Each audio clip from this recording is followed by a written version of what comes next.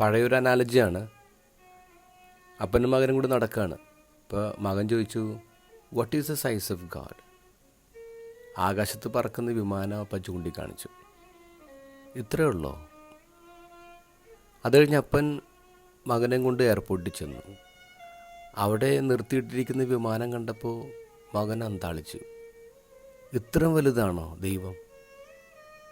അപ്പം അപ്പം അവനോട് പറഞ്ഞടാ, നീയും ദൈവം തമ്മിലുള്ള ദൂരമാണ് ദൈവത്തിൻ്റെ വലിപ്പം തീരുമാനിക്കുന്നത്. നീ ദൈവത്തിന് വളരെ ദൂരത്താണെങ്കിൽ ദൈവം നിനക്ക് തീരെ ചെറുതാണ്. നീ ദൈവത്തിന് അടുത്താണെങ്കിൽ ദൈവം നിനക്ക് വളരെ വലുതാണ്. എന്താ ഗോസ്പലിൽ ഞാൻ ഇന്ന് വരെ അങ്ങനെ ഒരു ചിന്തയിൽ വായിച്ചിട്ടില്ല. മറിയത്തിൻ്റെ സ്തോത്രഗീതം, എൻ്റെ ആത്മാവ് ദൈവത്തെ മഹത്വപ്പെടുത്തുന്നു. ഇംഗ്ലീഷിൽ my soul magnifies the Lord. Magnifies the Lord. Magnify എന്നുള്ള വാക്കിന് ശരിക്കുള്ള അർത്ഥം എന്താ? വലുതാക്കി കാണുന്നു. എൻ്റെ ആത്മാവ് ദൈവത്തെ വലുതാക്കി കാണുന്നു എന്നല്ലേ മറിയം പാടിയത്. ശരിക്കും നോക്കിയേ, മറിയത്തിൻ്റെ ഉള്ളിൽ പടിപടിയായി ദൈവം ഇങ്ങനെ വളർന്നു വന്നതാണ്. ലിറ്ററലി ദൈവം ഇങ്ങനെ വളർന്നു വന്നതാണ്. അങ്ങനെ ദൈവം വലുതായി വലുതായി മറിയം തീരെ ചെറുതായി ഇല്ലാതായി മാറി എന്നുള്ളതാണ്.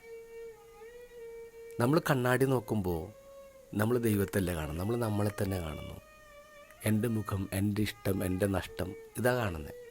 പക്ഷെ ഭൂതക്കണ്ണാടി ഉപയോഗിക്കുമ്പോൾ നമ്മൾ ദൈവത്തെ കാണുന്നു, ദൈവത്തെ വലുതാക്കി കാണുന്നു എന്നുള്ളതാണ്. ദൈവമില്ലാത്ത ആൾക്കാരുടെ ജീവിതമുണ്ടല്ലോ, അത് തീരെ ചെറുതല്ലേ.